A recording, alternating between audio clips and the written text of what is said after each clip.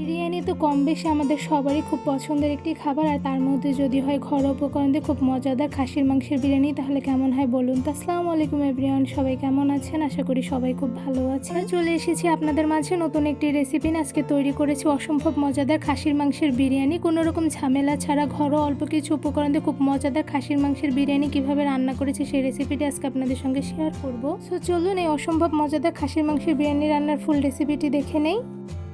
খাসির মাংসের বিরিয়ানি রান্না করার জন্য প্রথমে আমি এখানে 2 কেজির মতন খাসির মাংস খুব ভালোভাবে ধুয়ে ক্লিন করে নিয়েছি। দেখতেই পাচ্ছেন মাংসগুলো খুব ভালোভাবে ক্লিন করে নিয়েছি। এবার এই মাংসগুলো কিছু মশলা দিয়ে ম্যারিনেট করে নিব। মাংস ম্যারিনেট করার জন্য প্রথমে খাসির মাংসের মধ্যে দিয়ে দিচ্ছি আদা বাটা 1 টেবিল চামচ, সাথে দিয়ে দিচ্ছি রসুন বাটা 1 টেবিল চামচ, আর দিয়ে দিচ্ছি জিরা গুঁড়া 1 টেবিল চামচ, সাথে দিয়ে দিচ্ছি ধনিয়া গুঁড়া 1 টেবিল চামচ, আর দিয়ে দিচ্ছি লাল মরিচের গুঁড়ো 1 টেবিল চামচ, আপনাদের স্বাদ মতন দিয়ে দিবেন। সাথে দিয়ে দিচ্ছি পেঁয়াজ বাটা 1 টেবিল চামচ, সাথে রয়েছে কিছু বাটা মশলা। এখানে রয়েছে জয়ত্রী, জয়ফল, পোস্তদানা, বাদাম বাটা।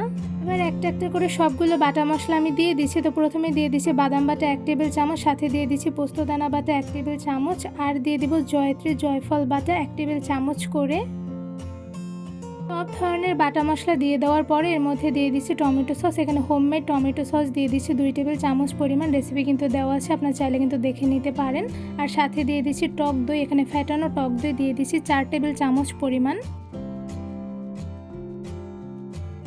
এবার দিয়ে দিচ্ছি লবণ। এখানে লবণ দিয়ে দিচ্ছি 1 টেবিল চামচ পরিমাণ, আপনাদের স্বাদ মতন দিয়ে দিবেন। সাথে দিয়ে দিচ্ছি বিরিয়ানির মশলা। এখানে যে কোনো ব্র্যান্ডের বিরিয়ানি মশলা দিয়ে দিতে পারবেন। এখানে আমি হাফ প্যাকেট দিয়ে দিচ্ছি, বাকি অর্ধেকটা আমি রেখে দেবো পরে দিয়ে দেওয়ার জন্য। আর সাথে দিয়ে দিচ্ছি এলাচ আর দারচিনি। এলাচের মুখটা আমি ফাটিয়ে দিয়েছি। আর সাথে দিয়ে দিচ্ছি তেজপাতা 2টার মতো, আর সাথে দিয়ে দিচ্ছি কয়েকটা গোটা কাঁচামরিচ, আপনাদের স্বাদ মতন দিয়ে দিবেন। সাথে দিয়ে দিচ্ছি রান্নার তেল। এখানে রান্নার তেল দিয়ে দিচ্ছি 1 কাপ পরিমাণ। সাথে দিয়ে দিচ্ছি স্লাইস করে কেটে রাখা লেবু। এই লেবুগুলো দিয়ে দিলে কিন্তু খাসি মাংস থেকে যে স্মেলটা আসে ওইটা আসবে না। তো এখানে কিন্তু আমি 2 ফালির মতন লেবু দিয়ে দিচ্ছি। এবার মাংসের মধ্যে দিয়ে দিচ্ছি পেঁয়াজের ব্রেস্ট। এখানে আমি পরিমাণ অনুযায়ী ব্রেস্টটা দিয়ে দিচ্ছি, আপনাদের পরিমাণ অনুযায়ী দিয়ে দিবেন। এবার হাতের সাহায্যে খাসির মাংসর সঙ্গে সবগুলো মশলা খুব ভালোভাবে মেখে মিশিয়ে নিব। খাসির মাংসর সঙ্গে মশলাগুলো খুব ভালোভাবে মেখে মিশিয়ে নিতে হবে, যাতে মাংসের মধ্যে মশলাগুলো খুব ভালোভাবে ঢুকে যেতে পারে। তো এই পর্যায়ে দেখতেই পাচ্ছেন মাংসের সঙ্গে কিন্তু মশলাগুলো খুব ভালোভাবে আমার মেখে নেওয়া প্রায় হয়ে গিয়েছে। এই তো খাসির মাংসগুলো মশলা দিয়ে খুব ভালোভাবে মেখে নেওয়া কিন্তু হয়ে গিয়েছে। এবার এই মাংসটা আমি একটা সাইডে 2 ঘন্টার মতন ম্যারিনেট করে রেখে দিব, যাতে মাংসের মধ্যে মশলাগুলো খুব ভালোভাবে ঢুকে যায়। 2 থেকে 3 ঘন্টার মতন মাংসগুলো ম্যারিনেট করে রেখে দেওয়ার পর দেখতেই পাচ্ছেন মাংসের মধ্যে কিন্তু মশলাগুলো খুব ভালোভাবে ঢুকে গিয়েছে। এবারে মাংসগুলো আমি রান্না করে নিব। মিডিয়াম আছে অনেকক্ষণ মাংসগুলো রান্না করে নেওয়ার পর দেখতেই পাচ্ছেন মাংসগুলো কিন্তু অনেকটা পরিমাণে সেদ্ধ হয়ে গিয়েছে। আর এই মাংসগুলো রান্না হতে কিন্তু খুব একটা বেশি সময় লাগে না, যেহেতু আমি প্রথমে মাংসগুলো অনেক ঘন্টা ম্যারিনেট করে রেখে দিয়েছিলাম। তো এখন চুলার আঁচ মিডিয়ামে রেখে মাংসগুলো রান্না করলে কিন্তু খুব সহজে খুব তাড়াতাড়ি মাংসগুলো সেদ্ধ হয়ে যাবে। এই পর্যায়ে মাংসগুলো আরও কিছুক্ষণ ঢেকে মিডিয়াম আঁচে রান্না করে নিব। অনেকটা সময় নিয়ে চুলার আঁচ মিডিয়ামে রেখে মাংসগুলো আমি কষিয়ে নিয়েছি। তো এই পর্যায়ে দেখতেই পাচ্ছেন মাংসগুলো কিন্তু অনেকটা পরিমাণে মাখা মাখা হয়ে গিয়েছে। তো এই পর্যায়ে মাংসগুলো আমি খুব ভালোভাবে নেড়ে নিচ্ছি। মাংসগুলো মশলা দিয়ে যত কষানো হবে খেতেও কিন্তু ততটাই মজাদার হবে। এবার মাংসের মধ্যে দিয়ে দিচ্ছি গরুর লিকুইড দুধ। এখানে আমি 2 কাপ পরিমাণ লিকুইড দুধ দিয়ে দিয়েছি। এবার খুব ভালোভাবে মাংসের সঙ্গে দুধগুলো নেড়ে মিশিয়ে নিব।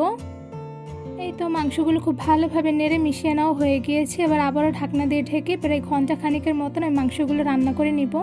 এবার বিরিয়ানি রান্না করার জন্য সাথে নিয়ে নিয়েছি চিনি গুঁড়া, পোলাওর চাল। এখানে আমি পোলাওর চাল নিয়ে নিয়েছি 1 কেজির মতন। যেহেতু খাসির মাংস ছিল 2 কেজি, তাই আমি এখানে 1 কেজি পরিমাণ পোলাওর চাল নিয়ে নিয়েছি।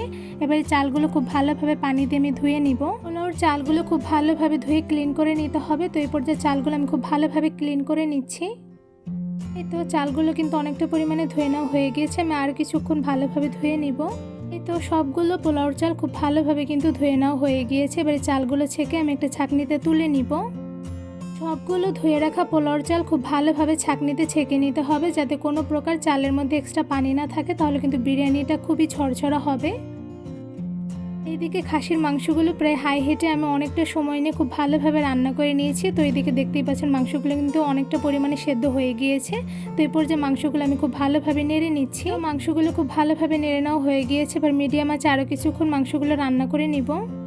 অনেকটা একটা সময় মাংসগুলো রান্না করে নেওয়ার পর দেখতে পাচ্ছেন মাংসগুলো অনেক মাখা মাখা হয়ে গিয়েছে। তো এই পর্যায়ে আমি মাংসের মধ্যে দিয়ে দিয়েছি সবগুলো ছেঁকে রাখা পোলাওর চাল। এবার পোলাওর চালগুলো খুব ভালোভাবে মাংসের সঙ্গে নেড়ে মিশিয়ে নিব।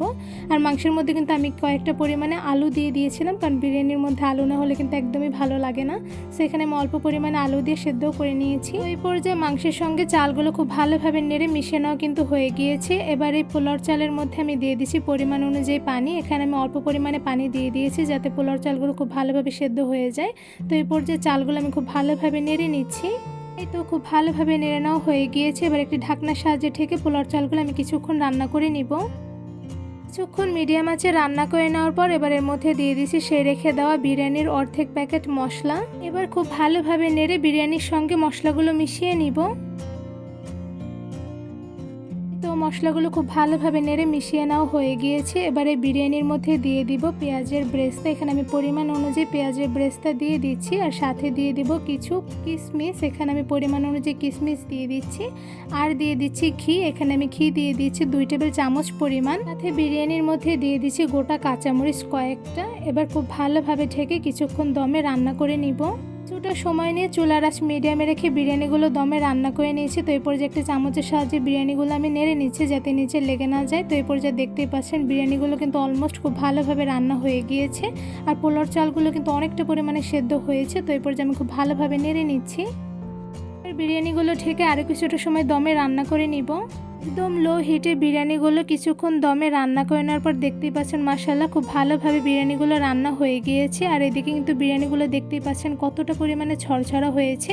এবার এই সবগুলো বিরিয়ানি আমি একটি পাত্রে বেড়ে নিব। এই তো খুব সহজভাবে ঘরোয়া অল্প কিছু উপকরণ দিয়ে রান্না করে ফেলেছি অসম্ভব মজাদার খাসির মাংসের বিরিয়ানি। খাসির মাংসের বিরিয়ানি মাশাআল্লাহ দেখতে যেমন সুন্দর হয়েছে, খেতেও কিন্তু অসম্ভব মজাদার হয়ে থাকে।